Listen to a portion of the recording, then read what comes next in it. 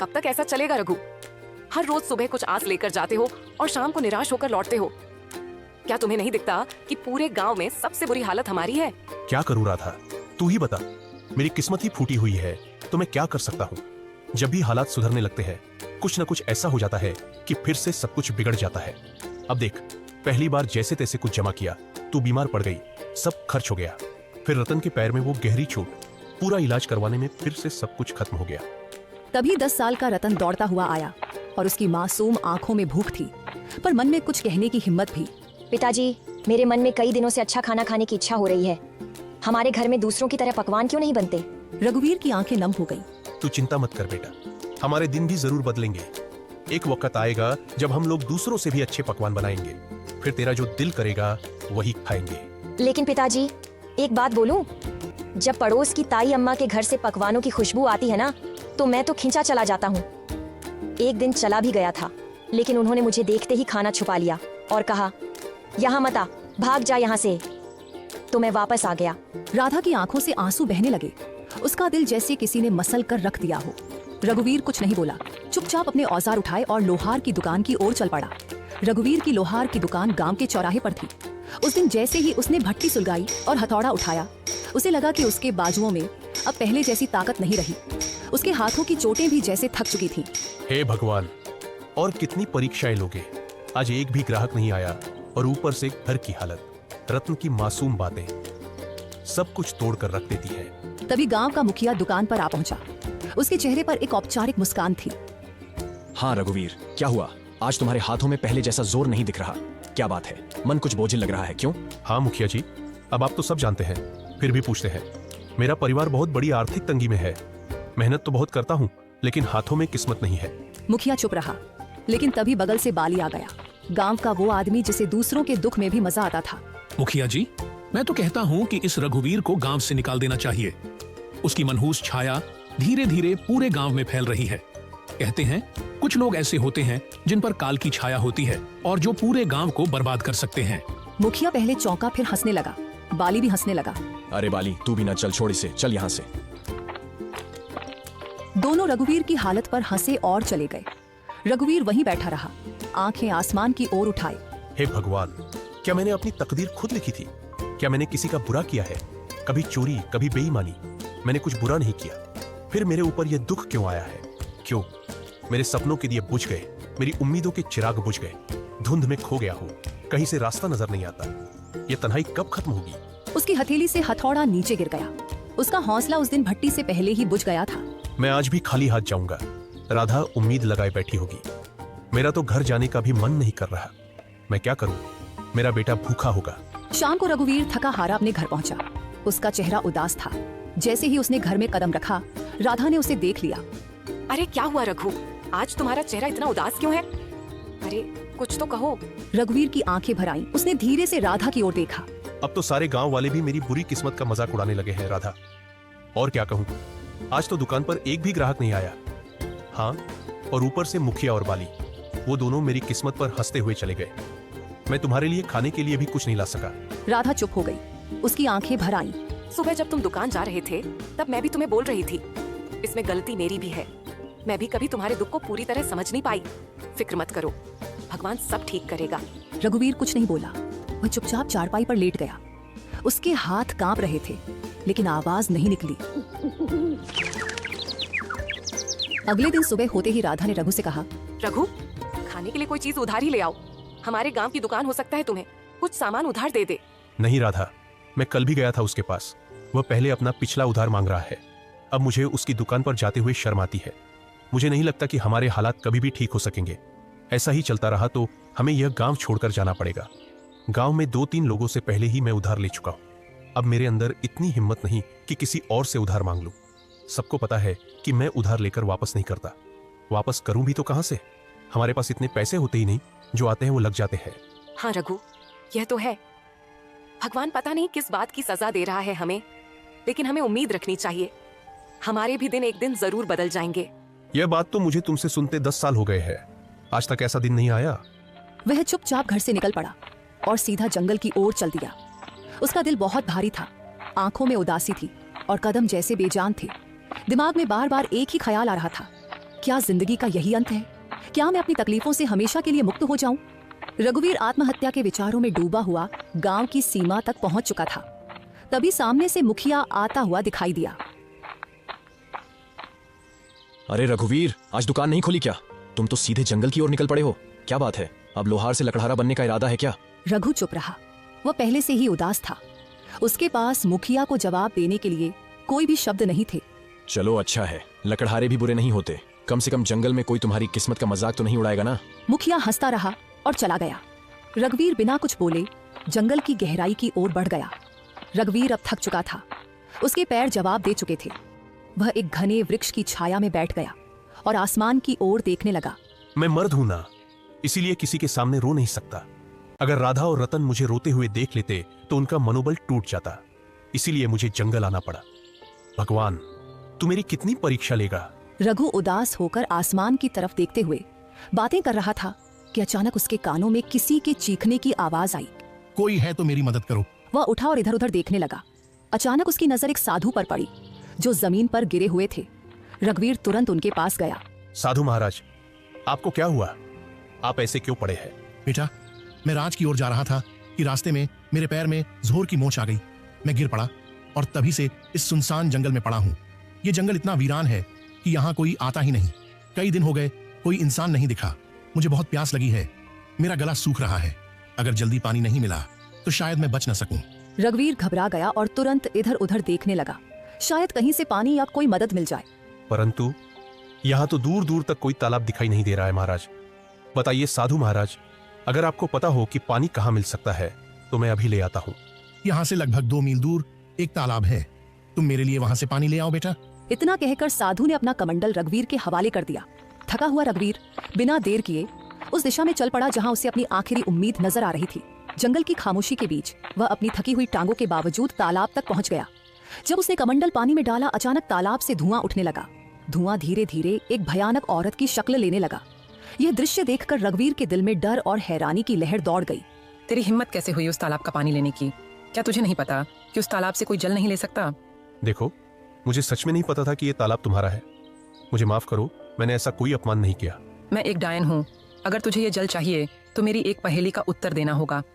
अगर उत्तर गलत दिया तो इसी तालाब में डुबोकर मैं तुझे मार दूंगी। लेकिन हाँ, एक और रास्ता है जिससे तू बच सकता है। तू बिना जल लिए यहाँ से चला जा। न पहेली न मौत। रघुवीर गहरी सोच में डूब गया। एक ओर साधु की प्यास और दूसरी ओर मृत्यु का भय। मैं यहाँ से जल लिए बिना बिल्कुल नहीं जाऊंगा। मैंने किसी से जल लाने का वचन दिया है और मैं अपना वचन नहीं तोड़ूंगा। तो मेरी ये पहेली सुन। एक घर ऐसा जो हर दिशा में खुला हो, जिसके अंदर उजाला हो, पर ना कोई खिड़की हो, ना कोई दरवाजा, ना कोई दीवार हो और ना ही कोई जमीन, फिर भी सब कुछ उसमें समाया हो। बता, कौन है वो? रघुवीर ने कुछ क्षणों के लिए अपनी आंखें मूंद ली। उसकी सांसें तेज और बेकाबू थीं, मानो दिल के भीतर एक तूफान चल रहा हो। लेकिन उसके चेहरे पर एक अनोखा सा सुकून था, एक गहराई से भरा शांत भाव, जैसे वो अपने भीतर की रोशनी से सच्चाई को खोजने की कोशिश कर रहा हो। अंदर से बेचैनी के बावजूद उसके माथे पर एक दृढ़ संकल्प की रेखा साफ नजर आ रही थी, जो ये बता रही थी कि वह हार मानने वाला नहीं है। वो है मनुष्य का मन, जो हर दिशा में खुला होता है, जिसमें उजाला भी होता है और अंधकार भी। न कोई दीवार, न कोई दरवाजा, फिर भी उसमें पूरा संसार समा जाता है। डायन कुछ पल चुप रही, जैसे रघुवीर के उत्तर पर हैरान हो गई हो। फिर अचानक वह जोर से हंसने लगी। एक ऐसी हंसी जिसमें हैरानी, गुस्सा और शायद थोड़ी सी खुशी भी छुपी हुई थी। तू पहला योगी है जिसने मेरी पहेली का सही उत्तर दिया है। जा, जितना जल चाहिए ले जा। आज तुझसे मिलकर मुझे प्रसन्नता हुई। रघुवीर ने अपने कमंडल को ठंडे और साफ जल से भर लिया। उसकी आंखों में एक चमक थी, सफलता और संतोष की। फिर वह तेजी से लौट पड़ा। कदमों में जल्दी थी लेकिन दिल में शांति। वह सीधे उसी स्थान पर पहुंचा जहां साधु महाराज निर्जीव से पड़े थे, जैसे उनके जीवन की आखिरी उम्मीद सिर्फ रघुवीर की वापसी से जुड़ी हो। लीजिए महाराज, मैं जल ले आया हूँ।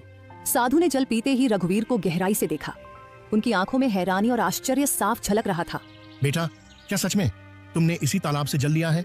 हाँ महाराज, आपने कहा था और मैंने निभाया।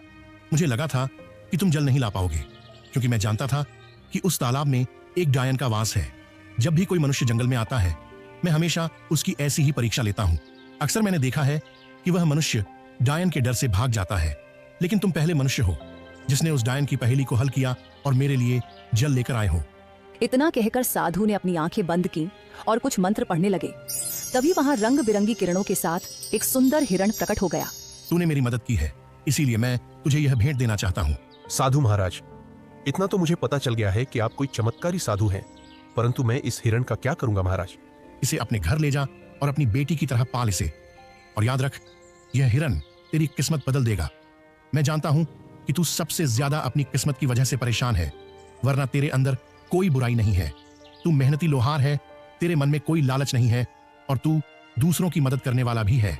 इतना कहकर साधु वहां से चले गए। रघुवीर ने उस हिरण को सावधानी से उठाया और अपने घर ले आया। हिरण की सुंदरता और चमक देखकर रघुवीर के दिल में नई उम्मीद जगी और उसने ठाना कि उसकी रक्षा करेगा और अपनी किस्मत बदलने की कोशिश करेगा। अरे, ये हिरण आपको कहाँ से मिला? रघुवीर ने सारी कहानी राधा को सुनाई। हमारे घर तो वैसे ही खाने के लाले पड़े हैं। साधु महाराज को अगर देना ही होता तो धन देते। इस हिरण को क्यों पकड़वाया? हाँ, अब साधु महाराज ने कुछ सोच समझ कर ही दिया होगा। उन्हें भी तो हमारी इस हालत के बारे में अच्छी तरह पता था। तभी वहां रतन आ गया। पिताजी, यह हिरण वाकई बहुत अच्छा है। मेरे साथ तो अब गांव का कोई भी बच्चा नहीं खेलता, क्योंकि हम गरीब हैं ना। लेकिन अब मैं इस हिरण के साथ खेलूंगा। इतना कहकर रतन हिरण को लेकर घर से बाहर चला गया और खेलने लगा। हिरण इतना सुंदर था कि जिस किसी की भी नजर उस पर पड़ती उसका मन मोह जाता। अगले दिन जब रघुवीर अपने दुकान पर जाने की तैयारी कर रहा था, तभी गांव का जमींदार उसके घर आ पहुंचा। आप तो जमींदार हैं, मेरे घर पर क्या करने आए हैं? इससे पहले तो आप कभी नहीं आए। भला मुझ जैसे गरीब के घर में आपका क्या काम है? हाँ, बात तो तू सही कह रहा है रघुवीर, लेकिन बात यह है कि आज मैंने तेरे बेटे यानी रतन को एक हिरण के साथ खेलते देखा है। वह हिरण वाह वाह वाह बहुत ही सुंदर था। और तू जानता है कि मुझे जानवरों को पिंजरे में रखने का कितना शौक है, तो मैं वह हिरण खरीदना चाहता हूँ। राधा यहाँ सुनकर चौकस हो गई। वह कुछ कहने ही वाली थी कि माफ कीजिए, मैं वह हिरण आपको नहीं बेच सकता। अरे भाई, मैं तुम्हें इसकी अच्छी कीमत दूंगा। आप मुझे चाहे उसकी कितनी भी कीमत दे, माफ कीजिएगा, मैं उस हिरण को नहीं बेचूंगा। जमींदार क्रोधित होकर वहां से चला गया। आपने ये क्या किया? जमींदार हमें इसकी अच्छी कीमत दे सकता था, हमारी हालत कुछ बेहतर हो सकती थी। मैं यह हिरण नहीं बेचूंगा राधा, क्योंकि यह हिरण मुझे साधु महाराज ने भेंट किया है और भेंट की हुई वस्तुओं को कभी बेचा नहीं जाता। कुछ दिन ऐसे ही बीत गए। रघुवीर और उसका परिवार हिरण से इतना जुड़ गया था कि उसे छोड़ने का ख्याल भी नहीं आता था। फिर कुछ दिनों बाद एक व्यापारी वहां आ पहुंचा। अरे भाई, मुझे तुम्हारा यह हिरण बहुत पसंद आया है। मैं तुम्हें इसकी मांगी हुई कीमत दूंगा। यह हिरण मुझे बेच दो। तुम चाहे मुझे कितना भी धन क्यों न दो, मैं इसे नहीं बेचूंगा। अरे, तुम गरीब के गरीब ही रहोगे। तुम सामान्य लोहार हो, समझते ही नहीं कुछ। व्यापारी वहां से चला गया। राधा रघुवीर पर गुस्सा हो गई। जब से ये हिरण आया है तब से हमारा खर्चा और बढ़ गया है। पहले जमींदार को लौटा दिया और अब व्यापारी को भी मना कर दिया। क्यों नहीं बेचा इसे? राधा, न जाने क्यों मुझे इस हिरण से अब एक खास लगाव हो गया है। और वैसे भी साधु महाराज ने कहा था कि इसे अपनी बेटी की तरह पालना। अब ये मेरी बेटी जैसा है, और भला कोई अपनी बेटी या को मांगी हुई कीमत पर बेचता है क्या? खुद सोचो ना। राधा यह सुनकर चुप हो गई और नम आंखों से मुस्कुराने लगी। धीरे धीरे वह हिरण उनके परिवार का हिस्सा बन गया। वहीं किशोनगर के राजमहल में उदासी छाई हुई थी। राजा विक्रम अपनी 20 वर्षीय पुत्री चंद्रलीका को देख रहे थे, जो बेहोशी की स्थिति में थी। उनके बगल में राजगुरु थे। राजगुरु, क्या मेरी पुत्री ठीक हो पाएगी?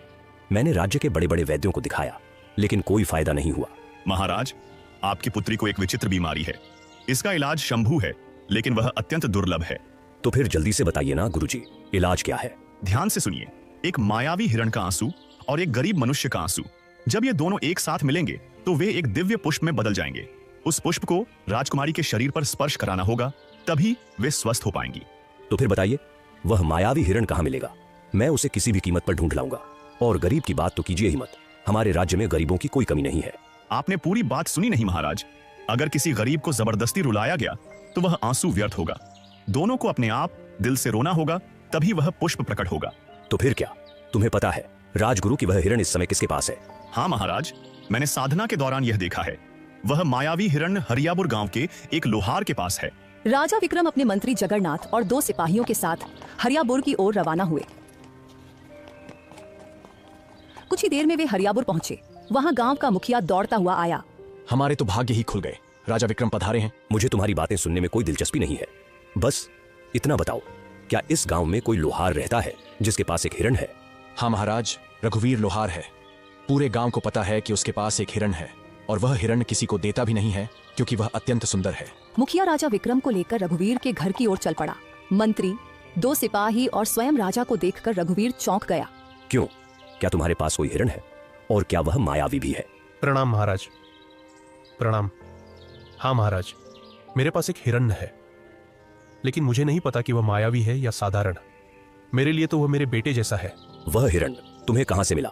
एक साधु महाराज ने मुझे यह हिरण भेंट किया था महाराज। समझ गया, उस साधु ने तुम्हें एक मायावी हिरण दिया है। चलो, मैं उसे खरीदना चाहता हूं। क्षमा कीजिए महाराज, मैं इसे बेचना नहीं चाहता और बेच भी नहीं सकता। महाराज, यह इतना ही मूर्ख है कि जमींदार ने भी इसे खरीदने की कोशिश की मगर उसने नहीं बेचा। हमारे गांव का सबसे बड़ा व्यापारी महंगी कीमत देने आया, लेकिन फिर भी वह नहीं बिका और अब उसने आपको भी मना कर दिया है। उसकी हिम्मत तो देखिए। देखो लोहार, मुझे उस हिरण की बहुत जरूरत है। मैं तुम्हें उसकी महंगी कीमत दूंगा, समझ रहे हो ना? महाराज, मैं नहीं दूंगा, क्षमा कीजिए। मैं तुम्हें आधा राज सूप दूंगा, बस मुझे वह हिरण दे दो।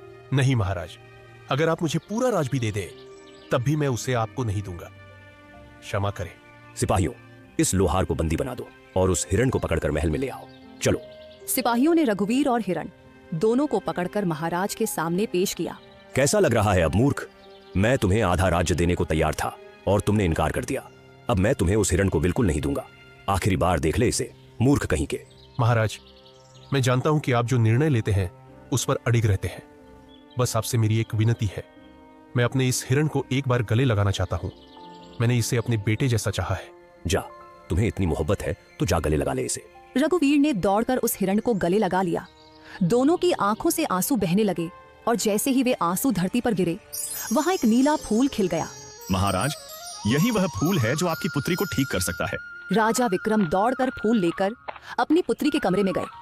फूल जैसे ही पुत्री के शरीर को छुआ, वह होश में आ गई। राजा विक्रम खुशी से राज दरबार वापस आ गए। मुझे माफ कर दो रघुवीर, मैंने अपनी पुत्री के प्यार में अंधा होकर तुम्हारे साथ अन्याय किया। तुम्हारे आंसू सच्चे थे। अब मैं समझ गया कि तुम कितना सत्य बोल रहे थे। तभी वहां साधु महाराज प्रकट हो गए। महाराज, यह गरीब लोहार किस्मत का मारा है।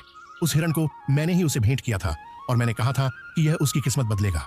मैं जानता था कि आपकी पुत्री का इलाज उसी मायावी हिरण से होगा, लेकिन वह तभी संभव था जब हिरण पालने वाले की आंखों से सच्चे आंसू निकले, और सच्चे आंसू केवल सच्चे इंसान के निकलते हैं।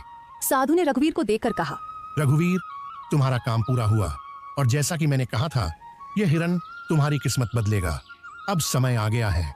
रघुवीर, हम तुम्हें बहुत सा सोना देते हैं। तुम्हारी वजह से हमारी पुत्री ठीक हो गई है। हम तुम्हारा यह एहसान कभी नहीं भूलेंगे। महाराज, आपकी मेहरबानी है, लेकिन कृपया करके मुझे यह न दे। नहीं नहीं नहीं रघुवीर, यह भेंट है और भेंट को कभी ठुकराते नहीं।